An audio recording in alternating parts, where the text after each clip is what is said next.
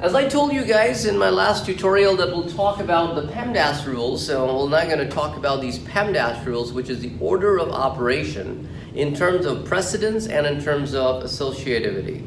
So when you have these operators, you have to keep in mind that you have to solve them in this sequence. This is the highest order operator, which is parentheses, followed by exponent and square root, followed by multiplication, division, and finally addition, subtraction. So that's the order in which you got to take them. Now, if you have addition and subtraction only, those operators are at the same level. So now you're going to follow the order of associativity rather than the order of precedence, so which is you go from left to right. Let's take an example here. So I have A equals to 7 plus 6 minus 5. Now I have addition and subtraction. They're at the same level. So I'm going to simply go from left to right, one step at a time. That's another thing that initially when students start jumping, they start losing some of the concepts and then they start making mistakes. So let's do one thing at a time. I always tell all my students to take things easy. So we're going to follow the same approach. So 7 plus 6 is 13. Minus 5, so your answer now is going to be 8. 7 plus 6, 13, minus 5 comes down as it is, then you subtract 5 from 13 to get an 8. So since both operators are at the same level, we go from left to right. Now let's take the next example here.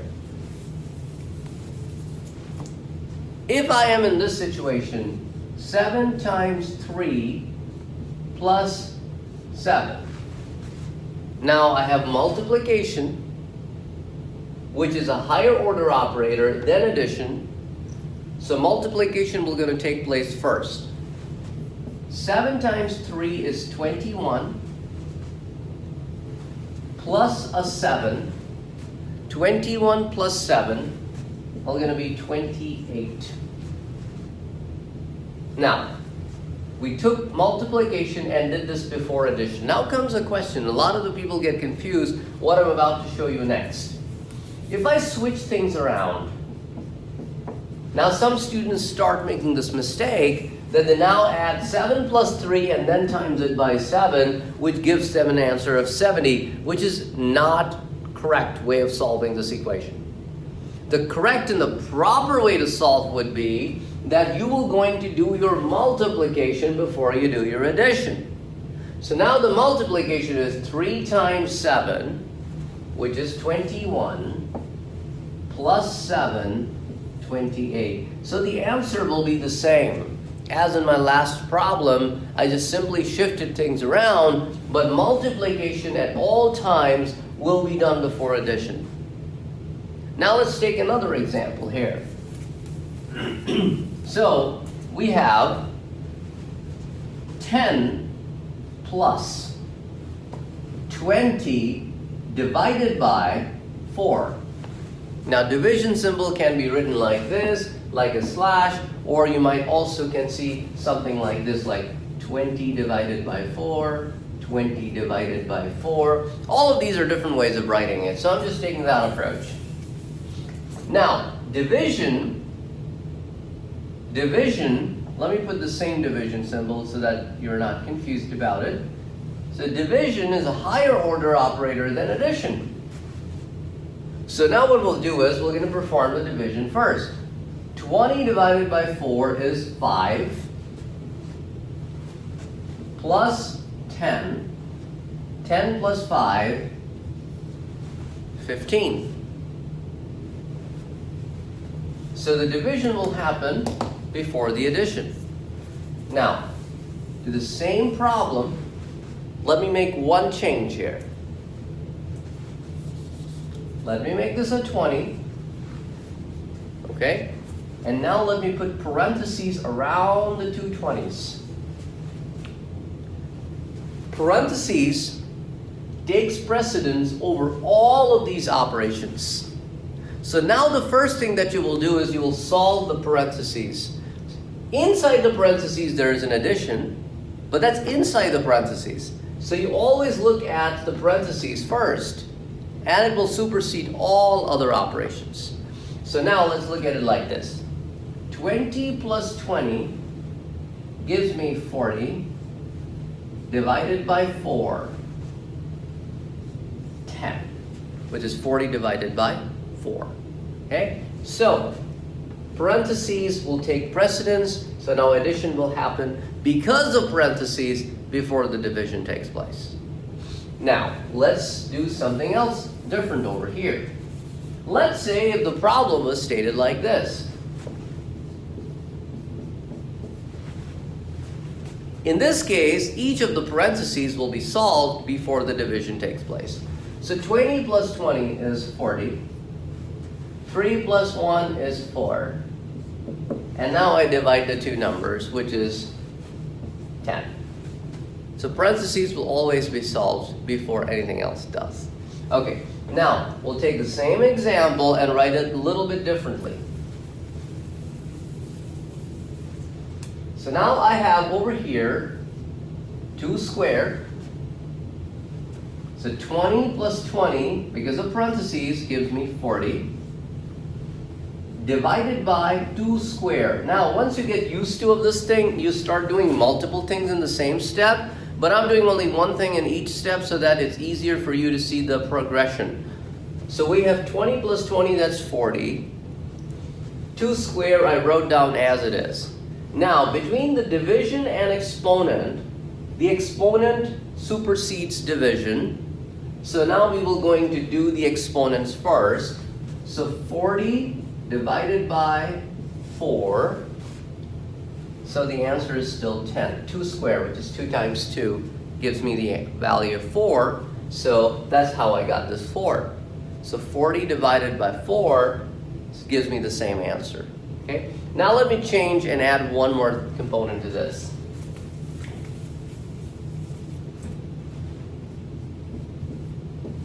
Okay, now on the left-hand side, nothing will change. It's 20 plus 20, 40.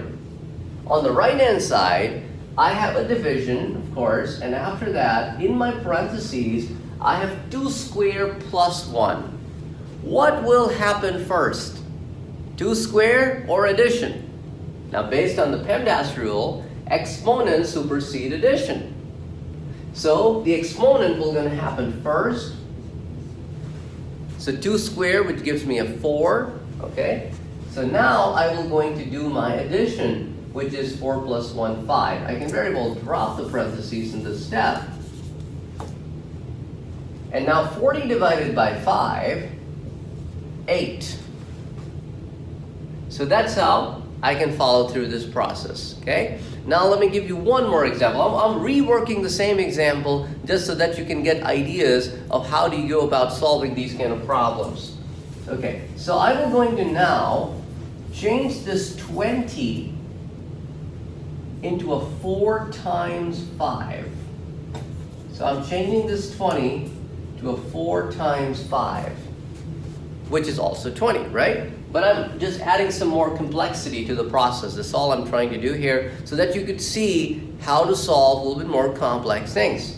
Okay, now 4 times 5 is the innermost parentheses to this outer parentheses. So when you have a parentheses in a parentheses, sometimes mathematicians will do this. They will write a square bracket like this to show you that this is the bigger outer parentheses and this is the smaller inner parentheses. So let's start writing these square ones to show you that. Okay, so you can see all of these things in the books of mathematics or how people solve these kind of problems. Okay, now let's start solving it. So we're going to solve the inner one first. So it'll be 20, which was 4 times 5, plus 20. Now here division. Now I'm going to be doing multiple steps because I've already taught you how to solve this. So we have 2 squared is 4 plus 1. 2 squared is 4 because it's 2 times 2. 20 plus 20 is 40. Divided by 4 plus 1 is 5. And 40 divided by 5 is 8. So follow through the steps again. First I solved this parentheses, that was 20. And then I added these two guys, 20 and 20 to get me 40. 2 squared gave me 4. 4 plus 1, 5. 40 divided by 5 gives me 8. Now let me make things a little bit more complicated, just a little bit. I know, hang in there. Okay, there's 4 out here, okay? So let me spread it out so that, it's a little spread out. So I had times 5, I had 4. That's how I had it. That's how I had it. I'm going to change this 4 to a 2 squared. Okay? Now, as soon as I'm adding all of these steps is because I'm making things little by little more complicated so you can see the steps of solving these equations. Okay, so we have 2 squared. Because of exponent inside the parentheses, so first of all, you're going to consider parentheses. It'll be solved first. Inside the parentheses, the exponent will be solved before multiplication. Exponent will be solved before multiplication. So 2 squared is 4 times 5 plus 20. And the other side, if you want, you can solve it 4 plus 1. I'm just using square brackets on both sides. Okay, now I have over here 20 plus 20. And the other one becomes 5 because of 4 plus 1. So I have basically 40 divided by 5, which is still 8. So if you notice from there on, it's similar to the last example. I just added one more complexity to the step above. So as you can see over here how we start solving these things. Now, let me change one more component, okay? And I'm only going to change that component right here. The rest of the process will be exactly the same. Okay. Instead of 2 squared, I'm going to do square root of 16. Okay, square root of 16. So what does square root means? Square root basically means that there are 2 numbers that are multiplying inside a square root, and if it's a perfect square, then they must be the same numbers. If it's not a perfect square, then those numbers are not the same numbers. Now, sometimes what happens is that in a perfect square situation, like this, we have whole numbers. Otherwise, we'll have a decimal number of perfect squares, like 2.5 square or 2.2333 square kind of a deal. But here we have a perfect square means 2 whole numbers are multiplying with each other, and that's why you're going to get one whole number out of it. Let me explain that to you a little bit. I was just trying to go through it a little bit faster. Let me try to explain this process to you. How about that? Okay, so I'm going to use this side to explain the process to you. So square root of 16. What exactly is the square root of 16? Square root of 16 basically is 4 times 4. 4 times 4. That's what square root of 16 is. 4 times 4. So, let me write it down again. 16 is 4 times 4. Okay? Now, how can I take the root out? How can I take the root out? What is the value of root? Square root. Square root. The value of square root is half. That's the value of square root, half. Okay. 4 times 4. How can I write that? 4 times 4. Remember from here, 2 times 2 is 2 squared. 4 times 4 is 4 squared. Okay, now let's take a moment here. The reason I'm explaining you this process is how we take off the square root. Once you understand this process, you probably would not have to learn it over and over again. You would not have to do this over and over again. I'm just explaining you the process here. Okay, so we got this thing down. Okay, now let me use this space to teach you one more step, and now I'm going to solve this one. Okay, Now, what is 2 times half? 2 times half, which is half of 2. What is half of 2? 1. And this is how you can get it. 2 times half pretty much means, basically, 2 times 1 is 2, divided by 2. So 2 divided by 2 is 1, because the same number, if divided by the same number, you get an answer of 1. Okay, now, why am I teaching you this? Because that's exactly what you have over here between the two exponents.